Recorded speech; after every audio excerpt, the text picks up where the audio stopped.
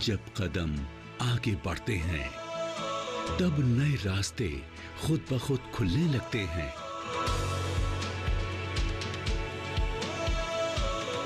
एक कोशिश के बाद खुशहाली आती है। यहाँ खोज होती है, मिट्टी सोना उगलती है। यहाँ बदली जाती है खेतों की तस्वीर और अन्नदाता की तकदीर। विकसित होते भारत के स्मार्ट कृषि की हर राह, शिक्षा से लेकर भरपूर फसल की चाह। हम दिखाएंगे वो तस्वीर जो बदल देगी कृषि के लिए आपका नजरिया।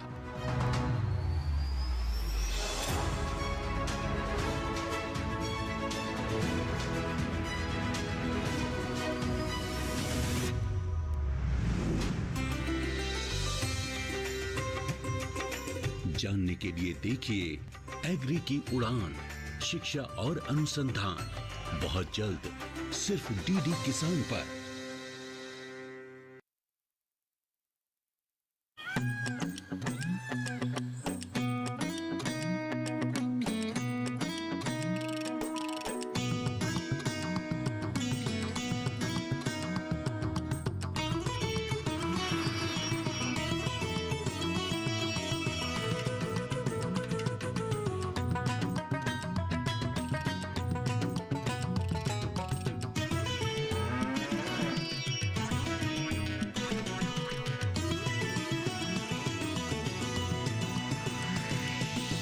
डीडी किसान, बदलते भारत की शान।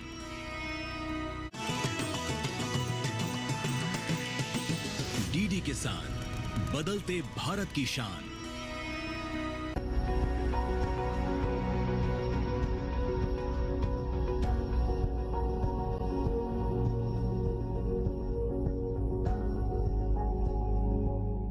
हमारे देश में लगभग 33 करोड़ हेक्टेयर भूमि है, जिसमें से लगभग 12 करोड़ हेक्टेयर ऐसी भूमि है जो कि किसी न किसी रूप से कटाव का शिकार है।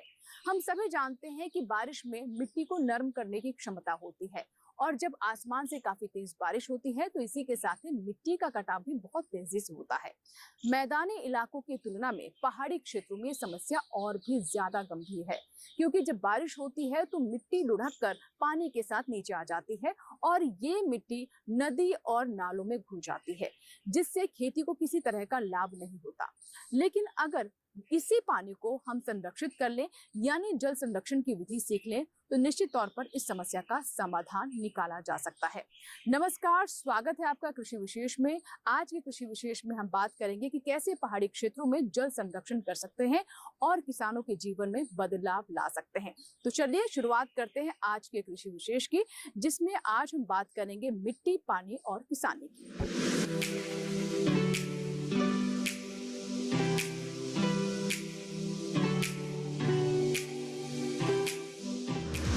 दूर दूर तक फैले आम के जो हरे भरे पेड़ आप देख रहे हैं, ये 20 साल पहले तक यहाँ नहीं थे। जिस मिट्टी में ये उगे हैं उसे बारिश का पानी अपने साथ बहाकर यहाँ तक लाया है। 2-3 दशक पहले इसे बंजर जमीन कहा जाता था, फिर हमारे वैज्ञानिकों ने इस पर मेहनत की। आज यहाँ आम के साथ साथ लीची भी उगाई जा रही है। ये जो आप ये खूबसूरत सा बाग पीछे देख रहे हैं, ये आमों का बाग, वैसे ही सामने लीची का बाग है। बताते हैं कि ये जो जमीन थी ना, पहले ये बंजर जमीन हुआ करती थी। इस बंजर जमीन को इस खूबसूरत बाग में कैसे तब्दील किया, आइए इसके बारे में पूरी जानकारी लेते हैं। हमारे साथ जगमोहन जी है, साइंटिस्ट हैं, उनसे पूछते हैं कि बंजर जमीन को कैसे आपने खूबसूरत बनाया। आज से 2 दशक पहले जहाँ हम लोग इस समय खड़े हैं, ये एक रिवर बेड साइट थी। यहाँ पर एक नदी का रूप में थी। तो रिवर बेड का मतलब हमारे उत्तर पश्चिमी हिमालय क्षेत्र में 2.73 हेक्टेयर एरिया जो है इस तरह से अवनत भूमि है, जो कि नदी खालों से जो बह के आते हैं, मिट्टी आती है, तो उसी रूप में ये भी एक जगह थी। और यहाँ पर हमने जैसे आपको बताया कि हमारा एक खूबसूरत मल्लिका जो एक वैरायटी है आम का एक बगीचा हम देख रहे हैं। तो ये पिछले 2 दशक से आप ये बहुत ही अच्छे इसमें कंडीशन में है। तो हमारे संस्थान ने अवनत भूमि के लिए बहुत सारी तकनीकें विकसित की है, जिसमें विशेषकर ये आम पर आधारित, लीची पर आधारित, कि उन अवनत भूमि में हम किस तरह से जो है अपनी भूमि की प्रोडक्टिविटी को बढ़ाएं और अपने किसान भाइयों की आय को भी साथ साथ बढ़ाएं। ये जो अवनत भूमि है इसमें लगभग 80% बोल्डर है, तो 15% ग्रेवल्स एंड सैंड है और केवल 3 to 5% क्ले पार्टिकल है, जो आप मान सकते हैं। तो इसमें हम क्या करते हैं कि ये हम 1 घन मीटर का हम एक गड्ढा बनाया और उसमें जो है बाहर से अच्छी मिट्टी ला करके, और उसमें एक प्रोपोर्शन है कि हमने उसमें गोबर, मिट्टी और खाद का एक रेशो बना करके इसमें हम इसको गड्ढे को तैयार करके हम इसमें रोपण करते हैं। जो आप देख रहे हैं, जो हमारा ये जो बगीचा है, तो ये इसी तरह से हमने इसको बनाया गया है। इसको बोलते हैं माइक्रोसाइट इंप्रूवमेंट, कि जो हमारी जो प्रेजेंट जो बोल्डर से सैंड है उसको हम निकाल करके इसमें हम अच्छे तरह से इसे वैज्ञानिक विधि से ये इसको हम लोग तैयार करते हैं। और इसका मैं बता देना चाहता हूँ कि शुरू के ये कृषि वानिकी पद्धति में भी यहाँ पर आपको इधर उत्तर पश्चिमी हिमालय क्षेत्र में बहुत ही प्रचलित है। तो इसमें हमने जैसे भी हम जो रिवर बेड एरिया है, अवनत भूमि है, इसका जो अगर हमको नया बगीचा बनाना है तो शुरू में 1 घन मीटर का 1 मीटर क्यूब का हम गड्ढा बनाते हैं। गड्ढे में से हम बोल्डर्स को अलग कर देते हैं और उसमें जो है बाहर से मिट्टी को एक्सपोर्ट करते हैं। वो उन्नत जो उपजाऊ मिट्टी है उसमें थोड़ा सैंड मिला करके, गोबर मिला करके जो है उसमें हम इसको गड्ढे को तैयार करके फिर उसमें हम वृक्षारोपण करते हैं।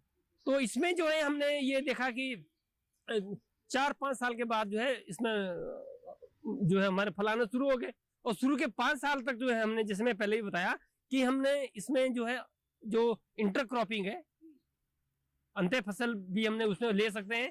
तो इसमें पौधे से पौधे की दूरी 8 मीटर है और इसमें जो है तोरिया और लोबिया इसमें इनिशियली हमने जो है इसमें क्रॉप के रूप में लिया। उसके बाद हमने हल्दी लिया। तो इसमें नेट प्रॉफिट की बात करें जो 10 साल के बाद जो है, तो इसमें हमारे पास जो है 1.5 लाख रुपए हमको नेट बचत है। तो हम कह सकते हैं कि जो इस तरह अनुपजाऊ भूमि है उसमें मैंगो और लीची ये बहुत ही उपयुक्त है।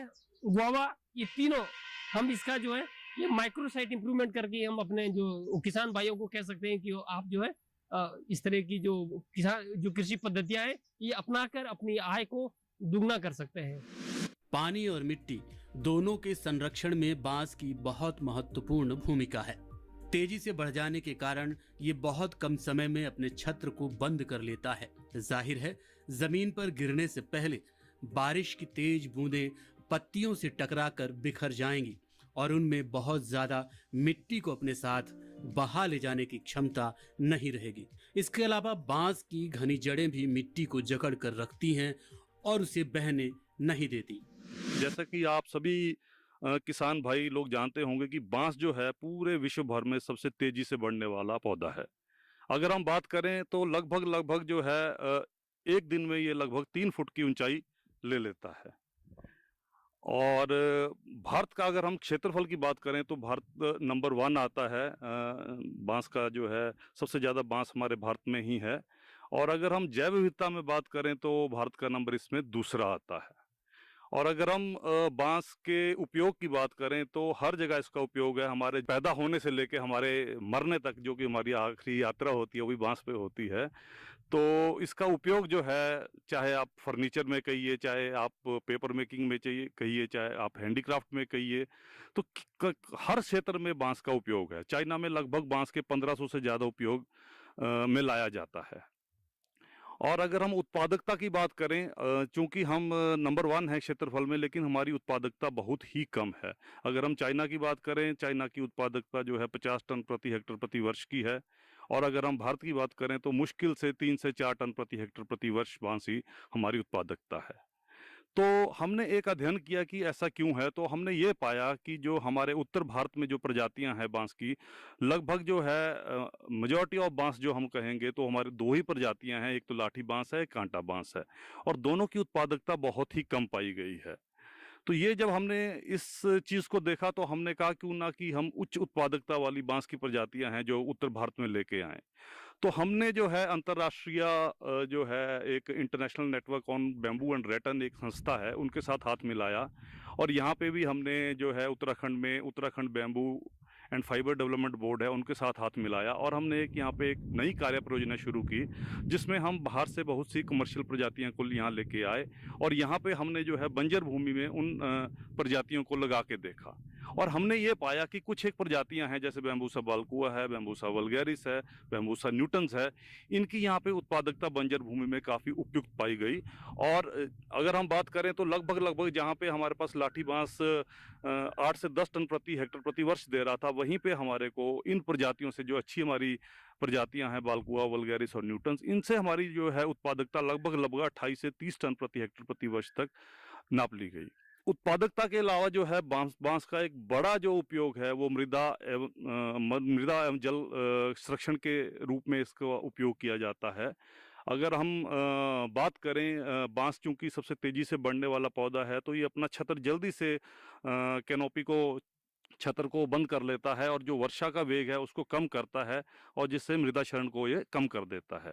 इसके अलावा जो बांस का जड़ तंत्र है, इसमें राइजोम सिस्टम होता है जो आपस में इंटरकनेक्टेड होता है, और इसमें बहुत सारी घनी जड़ें भी होती हैं, और ये जो घनी जड़ें हैं ये मिट्टी को जकड़ के रखती हैं। इसीलिए हमारे जो पूर्वज जितने भी थे वो बांस को नदी और नालों के किनारे लगाते थे, ताकि इसमें मिट्टी का बहाव कम हो सके। इसके अलावा बांस के पत्तों की मल्चिंग भी की जाती है, जिससे हमारा जो है वाष्पीकरण जो है मिट्टी से वो भी कम होता है। और अगर हम एक और चीज़ देखें, जो बांस की पत्तियां जब ये नीचे गिरती हैं, बहुत ज़्यादा मात्रा में बांस की पत्तियां नीचे गिरती हैं। हमने एक यहाँ पे प्रयोग किया और ये पाया कि लगभग बांस की पत्तियां 10 टन प्रति हेक्टेयर प्रति वर्ष तक नीचे गिरती हैं, और ये जो है जब ज़मीन पे गिरती हैं तो मृदा को जो है सुधारने का भी ये कार्य करती हैं। और हमने ये देखा कि इससे हमारी जो है ऑर्गेनिक कार्बन और नाइट्रोजन, फास्फोरस, पोटाशियम, ये सब जो है मिट्टी में अधिक मात्रा में पाई गई, और काफ़ी इसमें इम्प्रूवमेंट हमने देखी। इसलिए अब जो है लोग काफ़ी किसान भाई जो है अब बांस लगा भी रहे हैं और इससे काफ़ी मुनाफा कमा रहे हैं। देहरादून टू दिल्ली में, दिल्ली हाईवे में इतना प्राइवेट नर्सरीज है, बट वो लोगों किसान भाई को इतना क्वालिटी प्लांटिंग मटेरियल देता नहीं। बट हम लोगों शुरू किया ये पॉलियोस 2014-15 में through the help of national horticulture mission. उन्हीं ने फंडिंग किया, उसी का ये पॉलियोस वगैरह बेड मटेरियल सब कुछ हमको प्रोवाइड किया। हम गवर्नमेंट का थ्रू हम तैयारी करने लग गए। हमारे वैज्ञानिकों ने कुछ जरूरी अध्ययन किए हैं। वो ये जानना चाहते हैं कि बांस लगाने के बाद मिट्टी के कटान में कितनी कमी आई। अध्ययन में पाया गया कि बांस लगाने से पहले जिस जगह पर साल भर में 22 टन प्रति हेक्टेयर मिट्टी कट जाती थी, वो बांस लगाने के बाद 1 टन से भी कम रह गई। इसलिए देहरादून में बांस की हाईटेक नर्सरी तैयार की गई है। दूसरी ओर बांस का पौधा किसानों के लिए भी फायदेमंद है। अगर आप अपने खेत में इसे बोते हैं तो काटने के लिए किसी तरह की अनुमति नहीं चाहिए, और अगर आप इसमें 1 रुपए की लागत लगाते हैं तो बदले में 3 रुपए की कमाई होगी। अब सवाल उठता है कि कैसे पता चले कि साल भर में कितनी मिट्टी कट कर आई है। जवाब उदित मिश्रा के पास है, जो भारतीय मृदा एवं जल अनुसंधान संस्थान में तकनीकी सहायक हैं। तो मैं आपको बताना चाहूँगा कि हम किस प्रकार मृदा जो बह के आती है जल के साथ में, उसके हम सैंपल कैसे लेते हैं और उनका एनालिसिस कैसे करते हैं। तो सबसे पहले क्या है कि जो हमारा कार्य क्षेत्र होता है, जहाँ पर हमारा फील्ड होता है, उसमें जब भी वर्षा पड़ती है तो उसका कुछ भाग मृदा के अंदर जाता है और कुछ भाग जल के साथ बह करके मृदा नीचे आती है। तो उन चीज़ों को, उस मृदा को हम किस प्रकार से नापते हैं, जिससे हमें पता लगता है कि हमारी प्रति वर्षा में या प्रति सीजन में कितना मृदा का नुकसान हुआ है, कितनी मृदा हमारी जल के साथ बह करके चली गई है, उपजाऊ मिट्टी बह गई है।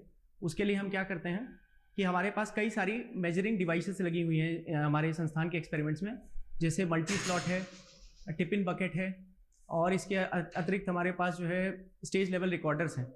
तो उनसे हम क्या करते हैं, मशीनों में एक विशिष्ट प्रकार का टैंक होता है जिसमें जल जो इकट्ठा होता है, बहा हुआ जल होता है, वो एकत्रित होता है एक जगह। उसका हम क्या करते हैं, मिला करके एक होमोजीनियस मिक्सचर बना करके उसका एक सैंपल लेते हैं। 100 ml का एक सैंपल हम इस बोतल में लेते हैं।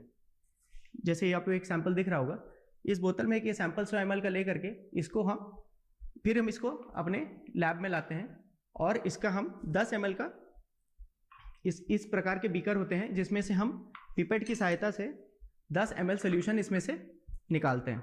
फिर हमारी हॉट प्लेट में इकट्ठा करके रखते हैं बीकर में, ताकि उसको पूरी तरीके से वाष्पन करके उसका जल को सुखाया जा सके। तो हमारा जितना भी उस बीकर में मिट्टी इकट्ठा होती है 10 ml के हिसाब से, वो हमारी बताती है कि हमारा प्रति लीटर कितना मिट्टी हमारी जल के साथ बह के आई है। और उसको हम फिर गणित के हिसाब से कैलकुलेट करके हम प्रति मतलब पर हमारे एरिया के हिसाब से कितना लीटर हमारा जल का बहाव हुआ उसको मशीन से नापते हैं पहले से ही। और इसके अलावा प्रति लीटर में कितने हमारे मिट्टी का बहाव हुआ उससे हम कैलकुलेट करके पर हेक्टेयर कितना ग्राम या कितना केजी सॉइल का लॉस हुआ, कितना मिट्टी का बहाव हुआ, वो हम कैलकुलेट करते हैं। देश की आबादी बढ़ रही है। बढ़ती आबादी के लिए ज्यादा भोजन की जरूरत होगी। इसके लिए हमारे पास दो ही विकल्प हैं। एक, कम जगह में ज्यादा फसल उगाना और खराब जमीन को खेती योग्य बनाना। हिमालय की गोद में इन दोनों ही विकल्पों पर बखूबी काम हो रहा है। जल संरक्षण करके एक ही खेत से 3-3 फसलें ली जा रही हैं और बंजर भूमि को कारगर बनाया जा रहा है। हमारे वैज्ञानिक मिट्टी और जल संरक्षण को लेकर नई नई तकनीकें विकसित कर रहे हैं। वैज्ञानिक जब तक अपने स्तर पर पूरी तरह संतुष्ट नहीं हो जाते तब तक ये किसानों तक नहीं पहुंचाते हैं। हमारे किसानों का भी कहना है कि नई तकनीक के इस्तेमाल से वो मिट्टी और जल का संरक्षण कर पा रहे हैं और इससे उन्हें काफी लाभ भी हो रहा है। आइए देखते हैं। भारतीय मृदा एवं जल अनुसंधान संस्थान के पास 136 हेक्टेयर जमीन ऐसी है जिस पर अलग अलग तरह के रिसर्च चल रहे हैं। इनमें से 20 हेक्टेयर पर खेती हो रही है, जबकि 50 हेक्टेयर क्षेत्र वन के अंतर्गत हैं। यहाँ की गई रिसर्च की बुनियाद पर नई नई तकनीक विकसित की जा रही है और फिर उन्हें किसानों तक पहुँचाया जा रहा है। हमारा पीछे हमारा फार्म का रिसर्च फार्म का लैंड यूज मैप है। हमारा land use total area 136 Hector है। आउट ऑफ 136 हेक्टर में हमारा agriculture based experiment 18 Hector 20 Hector का आसपास है। फिर horticulture experiment horticulture based experiment 20 Hector का आसपास है। 1 हेक्टर में घास लैंड है, 1 हेक्टर का फिश पॉन्ड है और 50 हेक्टर का आसपास फॉरेस्ट प्योर फॉरेस्ट लैंड है, फॉरेस्ट बेस्ड एक्सपेरिमेंट लैंड है। सो हमारा लैंड यूज ओवरऑल डिस्ट्रीब्यूटेड है ऐसे from nearly 1 kilometre length area में डिस्ट्रीब्यूटेड है। हमारा रिसर्च फार्म में एक फार्म पॉन्ड है। ये अप्रॉक्सीमेटली 1 हेक्टर का अराउंड 1 हेक्टर का एरिया है। इसमें हम बारिश का टाइम में पानी सारे खेत से ऊपर से हमारा फार्म फील्ड हमारा experimental field all farm area में पानी इधर ड्राइन करके इधर आएगा, इधर हार्वेस्ट करेंगे नीचे। फिर ये हार्वेस्ट करके बारिश का टाइम में हार्वेस्ट करेंगे, वो पानी इधर स्टोर होएगा, हार्वेस्टेड पानी इधर स्टोर करेंगे। फिर ऑफ सीजन में व्हेन ये गेहूं का टाइम में ये क्रिटिकल टाइम में इरिगेशन बारिश नहीं होएगा, वो टाइम में जरूर CRI बोलता है ग्राउंड रूट इनिशिएशन टाइम, वो टाइम में पानी हम ये हार्वेस्टेड वाटर हम उधर इरिगेशन करेंगे। इसमें हम लोगों का यील्ड इंक्रीज होएगा। और ये हार्वेस्टेड पानी में ये पानी स्टोरेज होता है ना, इसमें हम फिश कल्चर कर सकता है। So this is one of the important technology. ये एक इम्पोर्टेंट टेक्नोलॉजी है। हम पानी स्टोर करके ये पानी हम वाटर हम क्रॉप का गेहूं का क्रिटिकल टाइम में पानी इरिगेशन कर सकता है। ये हमारा फार्म का ग्रास वाटर वे। इसमें क्या ये एक टेक्नोलॉजी है। ये क्या है, ऊपर से हमारा फील्ड एक्सपेरिमेंटल फील्ड में पानी ये ग्रास वाटर में डाइवर्ट करके हम आउटसाइड नीचे पॉन्ड देगा ना, उधर तक ये आउटलेट तक जाएगा। इसमें नया है, ये टेक्नोलॉजी में सॉइल वाटर कंजर्वेशन का हेल्प करेंगे। इसमें हम ये कैनाल में बीच में ग्रास प्लांटेशन करेंगे। हमारा फार्म में एक एक्सपेरिमेंट चल रहा है, उसका नाम कंजर्वेशन बेंच टेरेस। ये एक्सपेरिमेंट का मेन फोकस है सॉइल एंड वाटर का कंसर्व करना है। इसमें हम लोग ये एक्सपेरिमेंट का साइज वो 1 हेक्टर का है। इसमें अलग अलग ट्रीटमेंट है। इसमें क्या है, मेन फील्ड में स्लोप लैंड होता है। 4% का स्लोप, एग्जाम्पल 4% का स्लोप है। उसमें स्लोप में कम पानी रिक्वायर क्रॉप ग्रो करेंगे। बारिश का टाइम में मक्का ग्रो करेंगे। फिर डाउन में एक पोर्शन कैविटी टाइप में बना के पानी उसमें वाटर स्टोर होता है, मिट्टी पानी उधर हार्वेस्ट करके उसमें वो एरिया में ज़्यादा पानी केयर्ड क्रॉप, एग्जाम्पल उधर ग्रो करेंगे। इसमें क्या बेनिफिट है, स्लोप से less water loving crop grow करेंगे। उसका मिट्टी कोई भी एरोशन करके आएगा वो इम्पाउंडमेंट में ट्रैप करके पानी एंड सेडिमेंट वो विद इन द फील्ड में ट्रैप हो जाएगा, उसमें मिट्टी पानी सेव हो जाएगा। फिर वाटर लविंग क्रॉप उधर ग्रो कर सकता है। फिर आर्ट प्लॉट है, उसका ऊपर आर्ट प्लॉट में पानी सब इधर ये पॉन्ड में आके हार्वेस्ट होएगा। हार्वेस्ट होने के बाद ये फार्म पॉन्ड में पानी फॉरेस्ट का टाइम में हार्वेस्ट होने के बाद ये पानी इरिगेशन यूज़ करेंगे रबी सीजन में। गेहूं में कब पानी क्रिटिकल पानी रिक्वायरमेंट टाइम में। सो ये थोड़ा अच्छा एक एक्सपेरिमेंट ऑन गोइंग है। इसमें हम लोग का सॉइल एंड पानी वाटर कंजर्व कर सकता है। आप हमारे जो पीछे देख रहे हैं ये है ड्रोन। इसके बारे में सर, ड्रोन टेक्निक के बारे में कुछ बताएं कि क्या चल रहा है, किस तरह से किसानों को फ़ायदा हो रहा है। जी, इसमें अच्छा क्या है, हम नॉर्मली हम किसान लोग एक दवाई स्प्रे करेंगे, इंसेक्टिसाइड और फंगीसाइड स्प्रे करेंगे। 1 हेक्टर का कम से कम 500 लीटर पानी यूज़ करता है। फिर उसका कम से कम हम स्प्रेयर ऑपरेट करेंगे और ट्रैक्टर में ये मैनुअल ऑपरेटेड स्प्रेयर में करेंगे, कम से कम मिनिमम 5 आवर्स से 8 घंटा टाइम लेता है। बट ये नया टेक हमारा ड्रोन से क्या करेंगे, हम लोग का मैक्सिमम 40 लीटर पानी में हम कर सकता है 1 Hector and with in 30 minutes हम ये कवरेज कर सकता है। दिस लार्ज स्केल कवर कर सकता है। इसमें हम लोग का बहुत पानी सेविंग हो जाएगा और फार्मर्स का टाइम बहुत कम हो जाएगा। And also regular contact, farmers लोग अपना स्प्रेयर पीछे रख के डेली वॉक करके ना स्प्रे करता है, उतना वेट लोड नहीं होना है, डायरेक्ट केमिकल बॉडी में हेल्थ में टच होता है। सो इसमें हम लोग का वो इफेक्ट फार्मर्स का हेल्थ सेफ्टी हो जाएगा, ये डायरेक्ट कांटेक्ट में नहीं आएगा and uniform spray large area quick में कर सकता है। तो आप हमारे जो पीछे ये ड्रोन देख रहे हैं, इसमें 2 तरह के ड्रोन हैं। एक तो ये जो ड्रोन है इसको खेती में यूज करते हैं और इसको सर्वे में यूज करते हैं। तो सर इसके बारे में डिटेल में बताएंगे किस तरह इसका यूज होता है। इसका नाम स्मॉल कैटेगरी ड्रोन है। स्मॉल कैटेगरी ड्रोन है, इसमें हम 10 लीटर पानी मैक्सिमम पेलोड में रख सकता है। एंड ऑल्सो ये ड्रोन थोड़ा अच्छा एडवांस टेक्नोलॉजी है। इसमें कोई भी जहाँ में सडनली खेत के अंदर कुछ बड़ा ट्री है, कुछ इलेक्ट्रिकल लाइन है, वो कुछ पोल है, कुछ है ना, उसका रेस्ट्रिक्शन ऑब्स्टेकल अवॉइडेंस वो है, सेंस करके ना वो करके थोड़ा उसमें एक्सीडेंट नहीं करेंगे। इसलिए इसका रेट इस 10 लाख का आसपास है।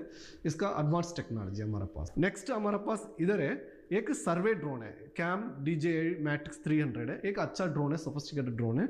इसका कम से come all sensor include every sophisticated मिलके 20 लाख का हम खरीदा। ये हम लोग का पर्पस क्या है, हम फील्ड का कोई भी स्लोप है, हम लोग का इसका फील्ड का स्लोप डेरिव करना है, फील्ड का नाप सर्वे करना है बहुत, और वाटरशेड सर्वे, लार्ज स्केल फील्ड वाटरशेड वाला फील्ड में का सर्वे करना है। ये हेल्पफुल है। टोटल एरिया का बाउंड्री हम मार्क कर सकता है, टोटल एरिया हम स्प्ले करके इमेज ले सकता है। इमेज लेने के बाद हम कंप्यूटर में एक प्रोग्राम है Pix4D फील्ड मैपर सॉफ्टवेयर है, उसमें सारे एक सेकंड में इमेज ले लेंगे, कम से कम 1000 इमेज ले लेंगे, सबका असेंबल करके वो वाटर सेट का ओवरऑल लुक हम लोग का मिल जाएगा। फिर उसका बाद उसका हम प्रोग्राम में सॉफ्टवेयर में डाल के उसका डिजिटल एलिवेशन सरफेस मॉडल तैयार कर सकता है। मिट्टी में कुल 17 प्रकार के पोषक तत्व पाए जाते हैं। ये तत्व एक निश्चित मात्रा में उपलब्ध होते हैं। इनमें से कुछ मुख्य तत्व होते हैं जबकि कुछ सूक्ष्म। मिट्टी कितनी उपजाऊ है ये इस बात पर निर्भर करता है कि उनमें पोषक तत्वों की मात्रा कितनी मौजूद है। संस्थान में कुछ ऐसी मशीनें हैं जो मिट्टी की पोषकता का पता लगाती हैं, फिर उसी के आधार पर मिट्टी को खेती के लिए तैयार किया जाता है।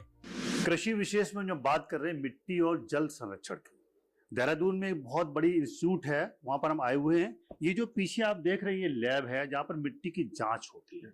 मिट्टी की जांच कैसे होती है इसकी पूरी जानकारी देखें। हमारे साथ हैं साइंटिस्ट हैं त्रिशा राय जी, आप उनसे जानते हैं कि किस तरह से इसमें मिट्टी की जांच होती है, ये कुछ इंस्ट्रूमेंट है, क्या क्या हो रहा है बताएं। मृदा की जांच के बारे में अभी पीछे जो हमारा इंस्ट्रूमेंट लगा हुआ है, तकनीक है ये नाइट्रोजन डिटर्मिनेशन की। इसमें हम मिट्टी में पाए गए कितने मात्रा में नाइट्रोजन अवेलेबल है ये हम जांच करते हैं। इसको ज़ेल्डाल डिस्टिलेशन यूनिट कहा जाता है और इस ज़ेल्डाल यूनिट डिस्टिलेशन यूनिट के साथ हम लोग मृदा में जितने परसेंटेज नाइट्रोजन है वो डिस्टिलेशन के थ्रू यहाँ जो प्रोसेस हो रहा है इसमें हम जानकारी हमें उपलब्ध हो जाती है। इसके साथ साथ पौधों में या पानी में जो हमारा नाइट्रोजन का परसेंटेज है वो भी हम इस इंस्ट्रूमेंट के सहारे जानकारी हमें मिल सकती है। और इस लैब में अगर आसपास आप देखेंगे बहुत सारे और भी इंस्ट्रूमेंट्स है।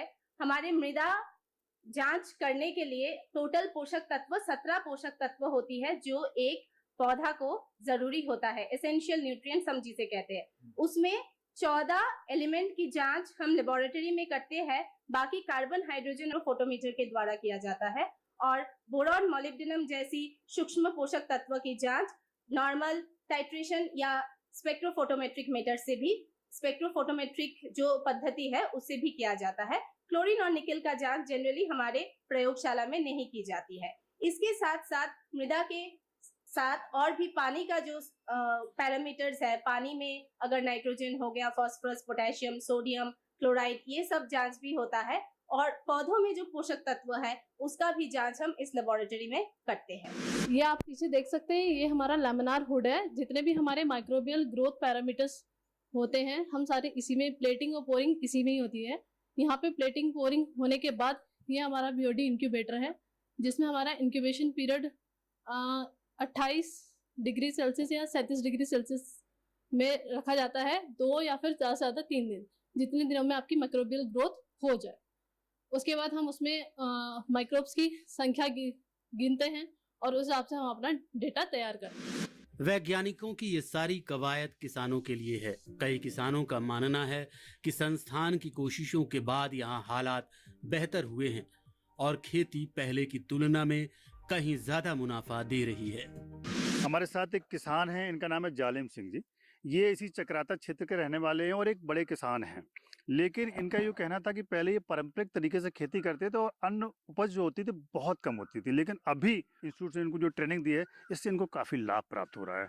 तो जालिम जी बताइए किस तरह से आपको लाभ प्राप्त हो रहा है? सर हमें लाभ इस तरीके से हो रहा है, आज तक हमारे यहाँ जो भी खेती होती थी उसमें पानी वगैरह की दिक्कत होती थी। नीचे प्लेन्स में आने के कारण हमें यहाँ पता लगा सॉइल कंजर्वेशन वालों के साथ काम करके कि इस बांस से भी हम बेनिफिट कर सकते हैं।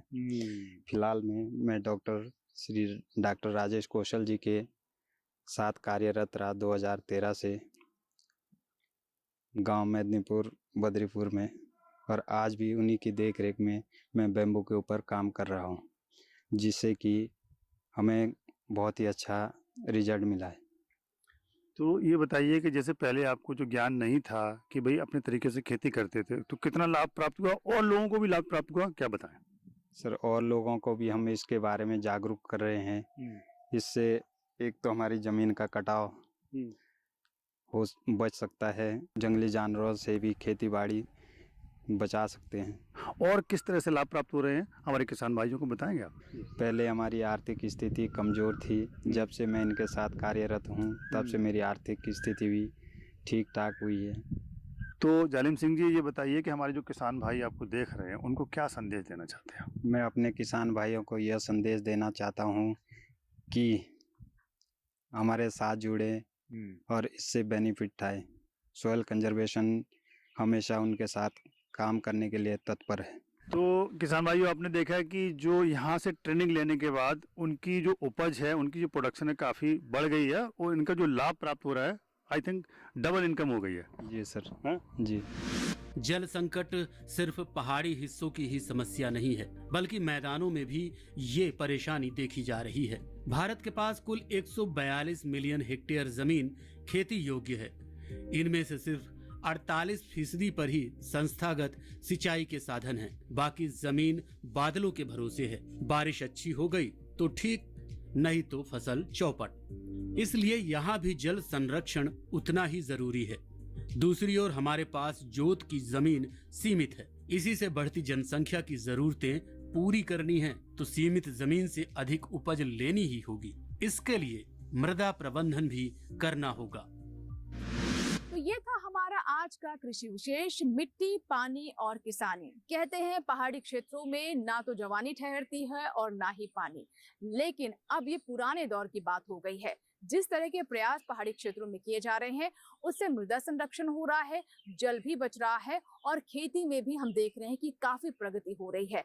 इससे हमारे युवाओं को भी रोजगार प्राप्त हो रहा है। बस आवश्यकता है कि हमारे किसान नवाचार से जुड़े नई तकनीकों को समझें और इसे अपने जीवन में अपनाएं। आशा करते हैं कि आज का हमारा कृषि विशेष यानी मिट्टी, पानी और किसानी आपको जरूर पसंद आया होगा। अगर आपके कोई सुझाव है तो आप हमें ईमेल जरूर करें, अपनी राय भी हम तक पहुंचाएं। हमारा ईमेल आईडी है ddkrishivishesh@gmail.com। आप हमें पत्र भी लिख सकते हैं। पत्र लिखने के लिए हमारा पता नोट कर लें। कृषि विशेष, कमरा number 59A, CPC, Doordarshan, Khelgaon, नई दिल्ली 110049। आपके ईमेल्स और आपके पत्रों का हमें इंतजार रहता है। आप हमें जरूर सुझाव भेजें और अगर आप चाहते हैं कि किसी विषय पर हम कृषि विशेष लेकर आएं तो भी इसकी जानकारी हमें अवश्य दें। कृषि विशेष के एक नए अंक में एक नए विषय के साथ फिर होगी आपसे मुलाकात। तब तक आप बने रहें दूरदर्शन किसान के साथ। नमस्कार।